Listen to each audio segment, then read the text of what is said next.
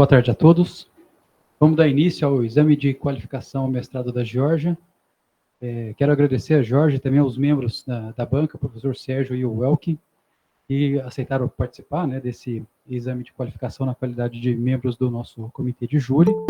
Então, a gente vai passar, como sempre aqui fala, o nosso regimento, a gente vai passar por uma fase de apresentação, onde a Geórgia tem um tempo para fazer a sua apresentação, e na sequência a gente vai para a fase de arguição, onde nós começamos com o professor Sérgio sendo o primeiro membro do júri, depois o Elke o segundo, e na sequência a gente faz a deliberação e a gente encerra. Então, Geórgia, fica à vontade para fazer a apresentação. Obrigado. Bom, boa tarde a todos. Gostaria de agradecer a presença dos que vieram assistir, agradecer a presença da banca, o aceite em participar na avaliação do trabalho. O meu trabalho intitulado Análise de falha de estruturas planas compostas por materiais anisotrópicos, usando acoplamento do método dos elementos de contorno isogeométrico e o modelo de dano concentrado expandido, cuja orientação foi realizada pelo professor Edson. Bom, começando pela motivação de estudar os materiais anisotrópicos, a madeira, sendo o clássico material anisotrópico na engenharia civil, é um material que tem sua utilização crescente nos últimos anos, principalmente num contexto aí de mudanças climáticas, já que é um material que estoca carbono durante o seu ciclo de vida. Por causa disso, a sua emissão de gases de efeito estufa é até 76% menor do que de estruturas de aço e 81% menor que em estruturas de concreto. Além disso, os resíduos da demolição dessas estruturas podem ser reusados ou reciclados. E a importância de se estudar essas estruturas se dá justamente para evitar acidentes como mostrado na imagem, que é uma ponte de madeira que colapsou em 2022 na Noruega, a Tretton Bridge. Nessa ponte ocorreu uma fratura por fadiga da madeira, ocasionada pelo cisalhamento em bloco. Vale ressaltar que essa ponte ela foi projetada em um momento de mudança de normas no país, então eles estavam passando de uma norma regional da Noruega para o Eurocode, e nessa norma regional não previa esse cisalhamento em bloco, então esse foi um dos fatores para ter ocorrido esse acidente.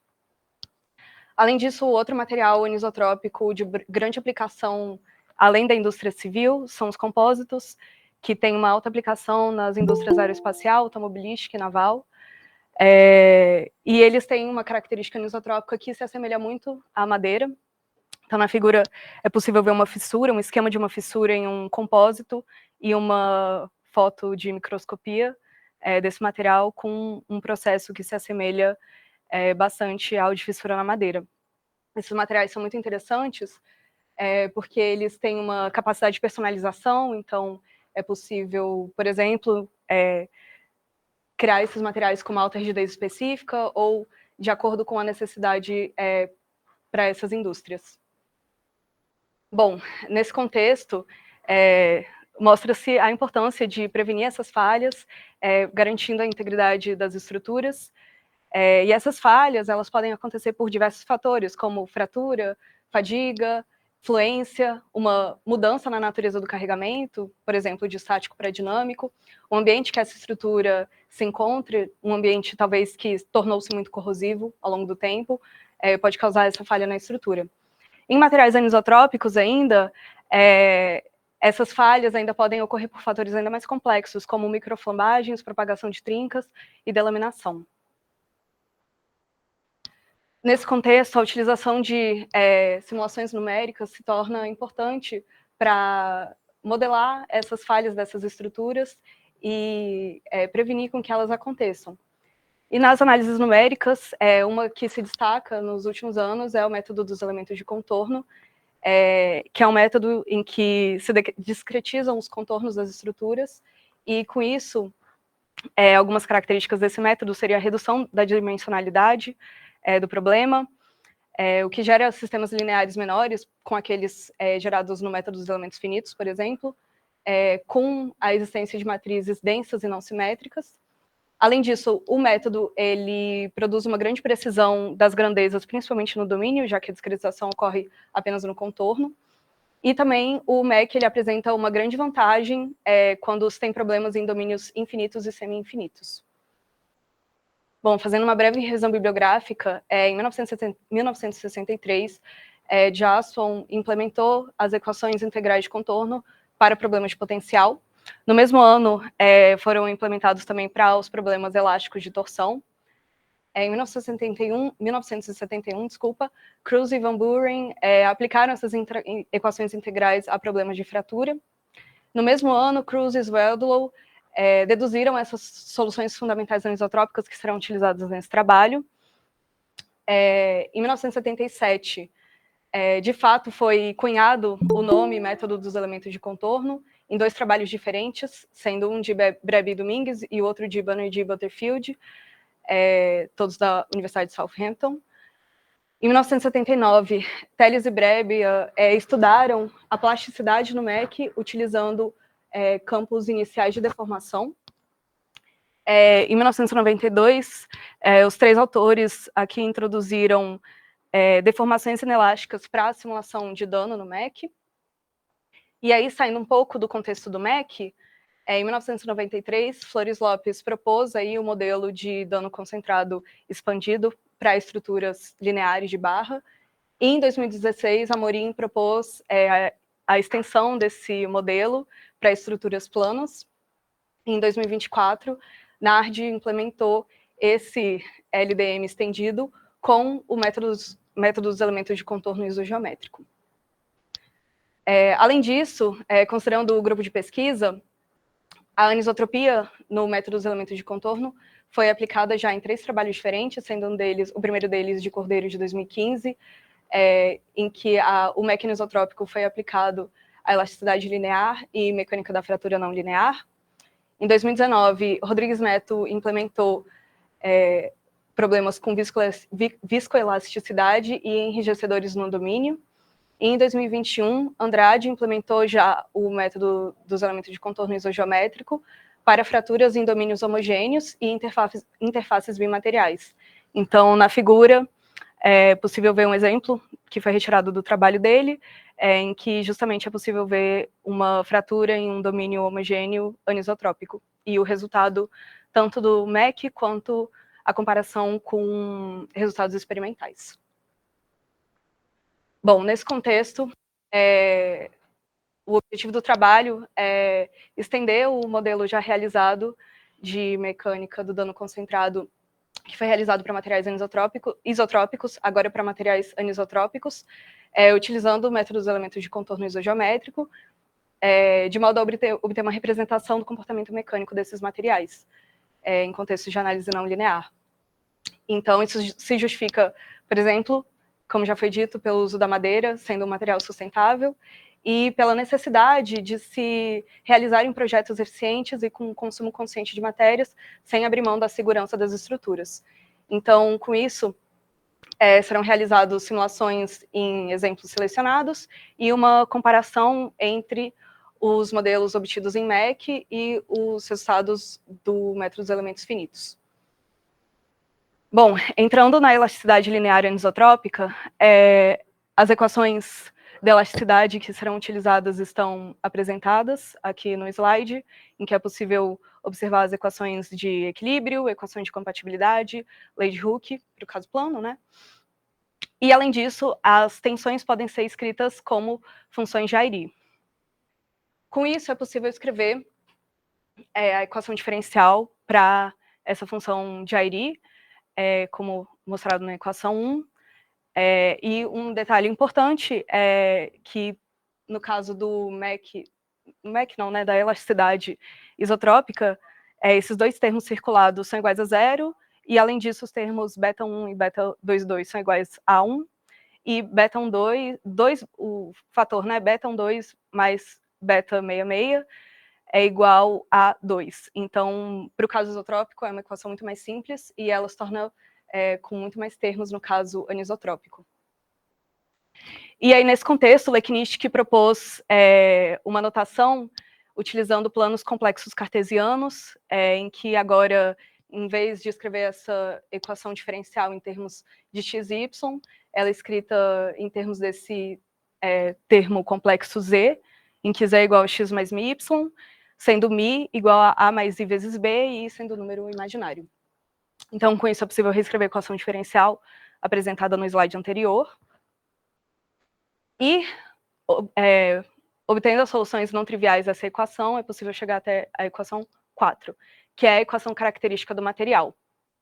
As raízes dessa equação fornecem os parâmetros complexos de anisotropia do material, sendo μ1, μ2 e seus conjugados, e talvez um parâmetro importante é que esses termos, eles justamente fornecem o grau de anisotropia do material. Então, no caso, para um material isotrópico, completamente isotrópico, μ1 e μ2 são iguais apenas a I, e conforme a anisotropia do material muda, esses termos aumentam ou diminuem. No caso, beta e delta sempre são maiores ou iguais a zero.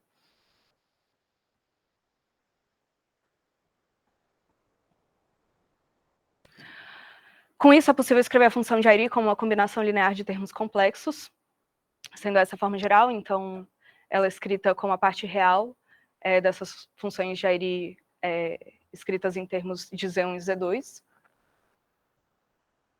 E, partindo para soluções fundamentais anisotrópicas, é possível escrever as equações de equilíbrio, considerando uma força representada pela função delta de Dirac, como é mostrado na equação 7. Integrando essas equações, obtém-se as equações 8, e aplicando o teorema da divergência, é possível chegar às equações 9, que estão escritas em termos de fato das tensões, não das suas derivadas. Com isso, é possível substituir a função de Airy e obter as duas equações representadas na equação 10, em que, a partir dessa equação, são realizados alguns passos que serão ocultados nessa apresentação, mas, por exemplo, é realizada a regra da cadeia justamente para desenvolver essas equações. E aí, partindo para um conceito do MEC, do ponto-fonte, ponto-campo, no caso, como estamos trabalhando em coordenadas complexas, esses ponto-fonte, ponto-campo, também são escritos em termos de coordenadas complexas, sendo ponto-fonte Z', escrito em Z1' e Z2', sendo Z1' igual a X' mais μ1 Y', e Z2' igual a X' mais μ2 Y', e a mesma coisa para o ponto campo Z. E aí, com isso, uma solução para a função de Airy é dada por essa equação. Então, é possível escrever em termos da função logarítmica de zk menos zk', considerando o ponto-fonte na origem do problema, é possível escrever apenas como ln de zk, multiplicado pelo coeficiente A. Uma propriedade importante é que uma integral em um contorno fechado de 1 sobre Z, pode ser escrita dessa forma com os colchetes duplos ln de Z, é igual a 2π. Considerando isso, as equações apresentadas anteriormente podem ser reescritas como mostrado na equação 13, aplicando a propriedade de números complexos, em que a parte real de um número complexo é igual ao número somado ao seu conjugado dividido por 2, é possível obter duas equações, sendo que temos 4 incógnitas. Então, no caso, as incógnitas sendo a J1 e a J2 e os seus conjugados. E aí, para obter as outras duas equações necessárias para o sistema de equações, é utilizada a unicidade de deslocamentos, expressa na equação 15, que pode ser escrita como mostrado na equação 16, aplicando a mesma propriedade de números complexos, em que a parte real é a metade do número complexo somado com seu conjugado. É possível escrever as demais duas equações que serão utilizadas no sistema linear, justamente para descobrir esses parâmetros AJ1 e AJ2 e os seus conjugados. Com isso, é possível escrever as soluções fundamentais, finalmente, o asterisco e T asterisco do MEC. E é importante ressaltar que essas soluções fundamentais utilizam apenas a parte real. Então, apesar de ter sido realizada essa transformação para um espaço complexo, de fato, no MEC será utilizada apenas a parte real dessas soluções.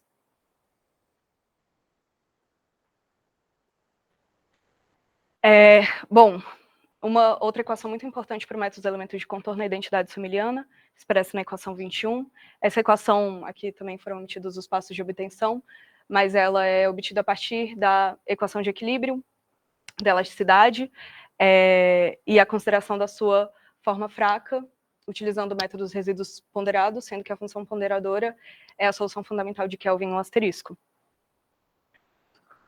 Porém, essa equação de identidade samiliana vale para pontos dentro do domínio.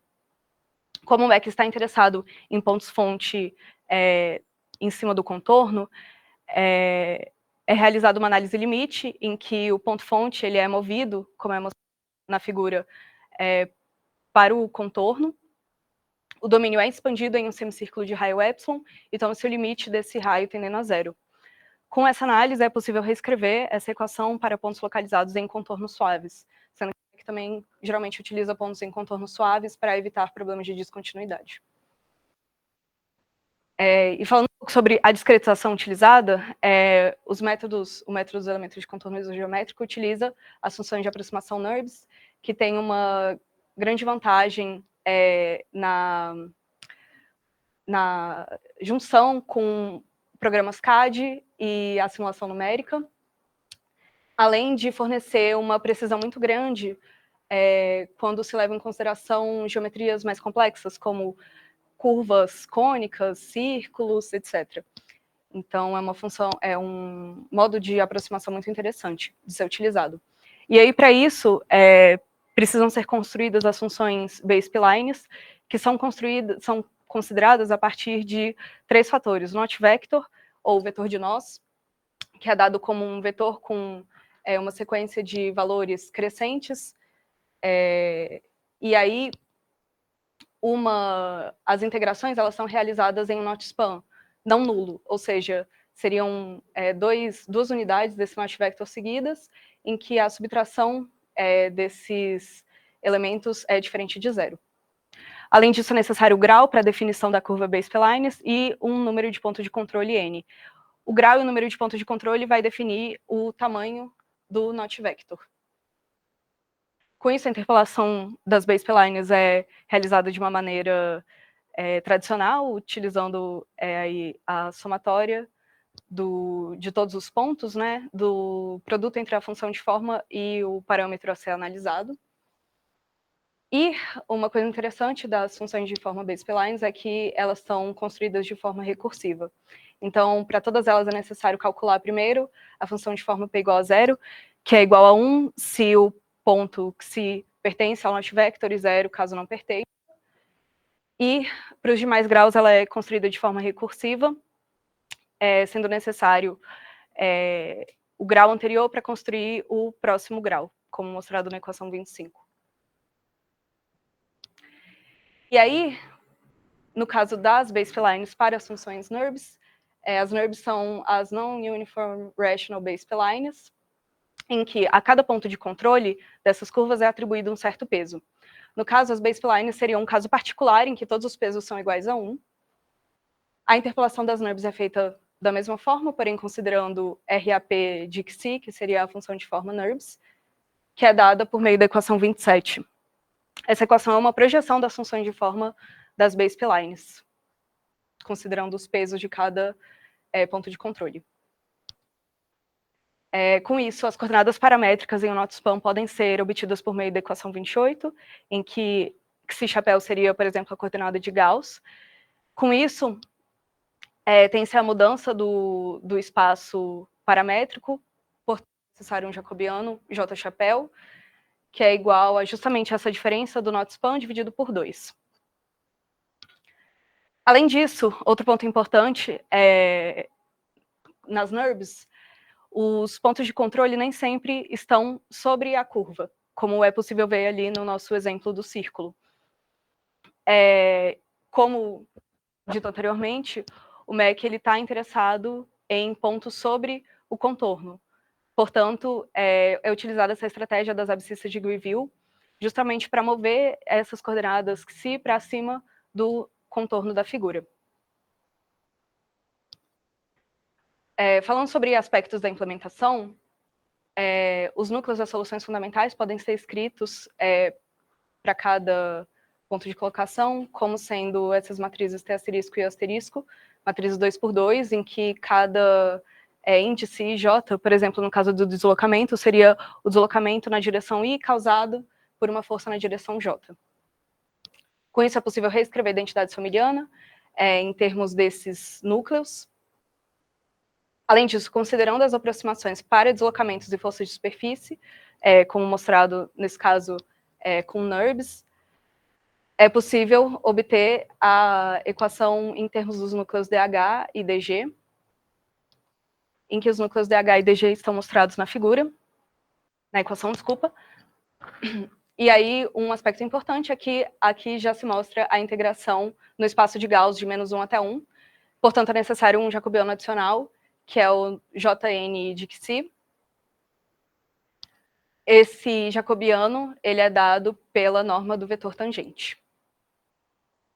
Com isso, é possível, com todos os núcleos DH e DG das integrações ao longo de todos os pontos, é possível obter o sistema algébrico tradicional do MEC, HU igual a GT, em que, com a imposição das condições de contorno, é realizado um pivoteamento entre as colunas das matrizes H e G, obtendo, assim, um sistema linear clássico AX igual a F. Bom, e um problema importante no MEC é justamente a ocorrência de núcleos impróprios. Quando o ponto-fonte e o ponto-campo são os mesmos, então, ali uma figura de um ponto-fonte x' e um ponto-campo x, a distância entre esses pontos é igual a R, e quando esses pontos são os mesmos que ocorrem no MEC, esse R tende a zero, e justamente as soluções fundamentais, elas trabalham com um ln de R e 1 sobre R, então ocorre singularidade nesses pontos. Para isso, uma das formas de tratar essas singularidades é no método da subtração de singularidade, que é utilizado nesse trabalho, em que do núcleo fundamental, por exemplo, o núcleo asterisco anisotrópico, é subtraído e somado um núcleo asterisco barra, que possui o mesmo nível de singularidade do asterisco da nossa solução fundamental. E aí esse núcleo, o asterisco barra, ele é escrito com justamente essa distância entre o ponto-fonte e o ponto-campo, como sendo o primeiro termo da expansão em série de Taylor das coordenadas do ponto-fonte. Já o segundo termo, ele pode ser analisado analiticamente, integrado analiticamente, por meio da técnica do valor principal de Cauchy, em que a expressão, no caso para o asterisco anisotrópico, é dada pela equação 41. Aqui está o termo completo, né, para o núcleo asterisco anisotrópico,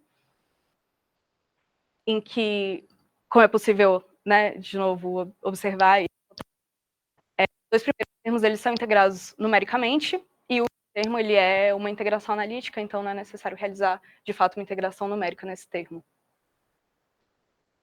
Bom, apresentando alguns resultados preliminares, considerando o MEC anisotrópico, foram realizados 3 exemplos, sendo o primeiro deles esse de tração uniforme, cuja solução analítica é dada por Leknitzky por meio da equação 45, para deslocamentos em x e y.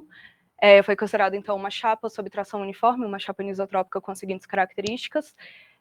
O resultado foi dado em termos de deslocamento ao longo do perímetro percorrido no sentido anti-horário, e foi realizada discretizações em 4, 8 e 16 elementos, tanto de grau 1 como de grau 2. Aqui eu trouxe apenas a discretização mais simples, ou seja, de 4 elementos de grau 1 em x e y, e a de 16 elementos de grau 2 em x e y também, juntamente com a solução analítica.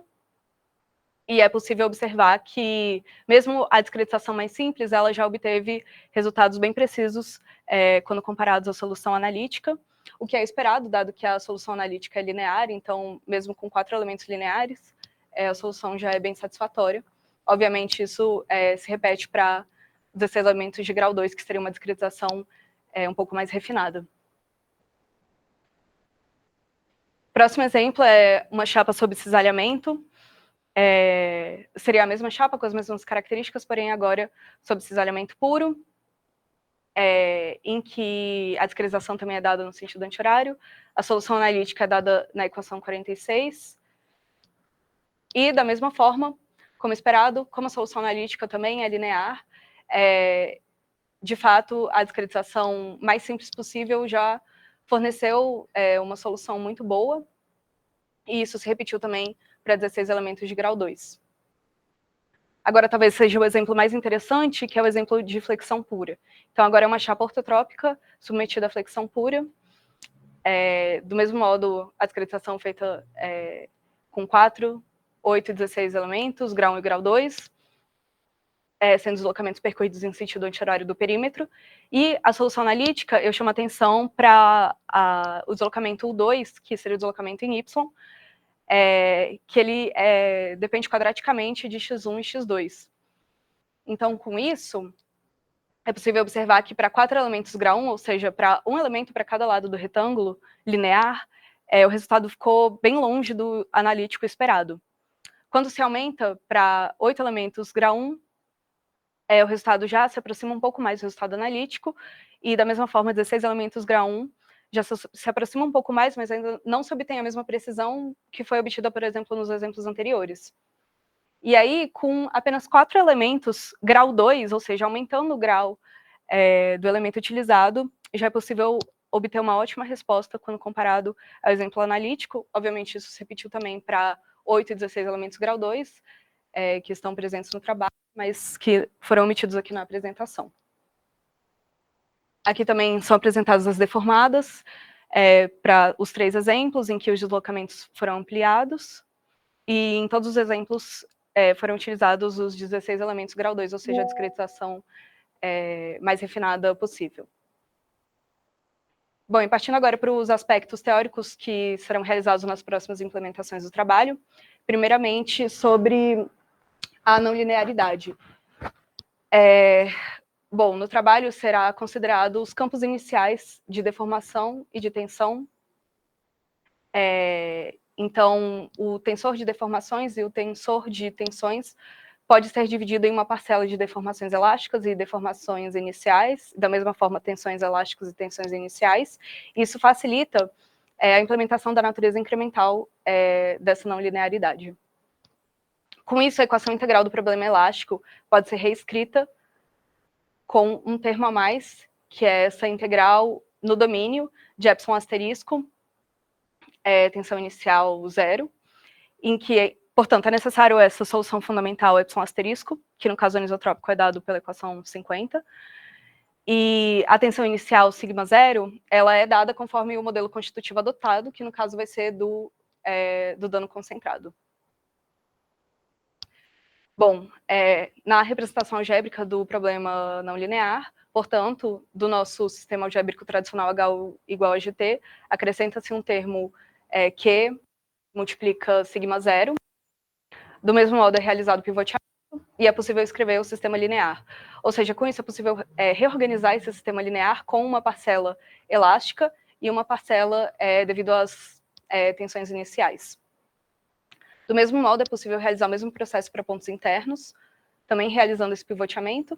Apesar dessa equação não ser, de fato, um sistema linear, ela já fornece a resposta direta, também é possível reorganizar ela em justamente uma parcela elástica, uma parcela de campos iniciais, que facilita justamente o processo iterativo, no caso da obtenção das soluções não lineares. Bom, para a consideração da integral de domínio, no MEC, tem algumas formas de ser considerada essa integral, e aqui, no caso, será considerada a discretização do domínio em células, em que a parte de interesse do domínio é discretizada em células aí com funções de forma bilineares, como mostradas na equação 58, em que é realizada a interpolação do mesmo modo dessas células, da geometria dessas células, né, com as funções de forma bilineares, e o jacobiano é dado em termos dos termos paramétricos psi e eta. Partindo para a mecânica do dano concentrado, o LDM foi proposto em 1993 por Flores Lopes, como foi dito anteriormente, e é um modelo em que as degradações do material elas são consideradas como rótulas inelásticas. Então, todos os efeitos de localização de deformações são concentrados nessas rótulas, que são elementos com uma dimensão muito pequena quando comparado ao restante do elemento. E o restante do elemento pode ser considerado em regime elástico. Além disso, um outro ponto importante é a consideração da variável cinemática como alongamento e não mais do nosso epsilon, nossa deformação no dano clássico. A consideração do epsilon, ele traz algumas questões de problemas de localização em problemas de alto gradiente e uma dependência da malha. Então, quando se considera a variável cinemática de alongamento, esse problema é sanado. Então, aqui é mostrada a equação de equivalências de alongamentos. É uma hipótese de equivalência de alongamentos que é considerada no modelo. E aí, em 2016, expandido para ser utilizado em planos e não mais apenas agora em barras. Com isso, para isso ser considerado, as rótulas, que antes eram rótulas inelásticas, agora se tornam rótulas lineares inelásticas, que são as chamadas bandas de localização. Do mesmo modo, o alongamento continua sendo a variável cinemática utilizada, então o alongamento seria dado por esse tensor 62, que é dado pelos alongamentos nessa imagem B como uma treliça equivalente com esses extensômetros numéricos. Então, cada alongamento desse seria o alongamento de um desses extensômetros numéricos. Além disso, é possível escrever a relação entre alongamentos e deslocamentos conforme a equação 63 e a relação entre alongamentos e deformações conforme a equação 64, e é possível escrever essas equações utilizando as matrizes de transformação no espaço de referência, B e T. O tensor de tensões é dado pela equação 65, e o elemento plano, que seria equivalente àquela barra com as rótulas elásticas, seria esse elemento elástico com as chamadas bandas, né, que tem uma variação linear. Então, a parcela de alongamentos devido ao dano é dada conforme a equação 66, em que cada um desses termos, epsilon e eta, seria justamente o tamanho da banda naquele ponto na direção considerada. Se mantém a hipótese da equivalência de alongamentos, ou seja, o alongamento total seria a sua parcela elástica mais a parcela associada ao dano. E a lei de evolução de dano proposta por Amorim é dada na equação 68. Em 2022, Telles propôs uma lei exponencial para a consideração desse dano, que aparentemente se mostrou mais precisa com relação ao que é verificado experimentalmente. Bom, aqui está apresentado um cronograma das atividades já realizadas e das que ainda serão realizadas, que consistem basicamente nas implementações das teorias aqui mostradas, do XLDM e da parte da não linearidade das células, as correções do modelo, verificação de exemplos, redação do texto e a defesa da dissertação ao final. E é isso. Muito obrigada.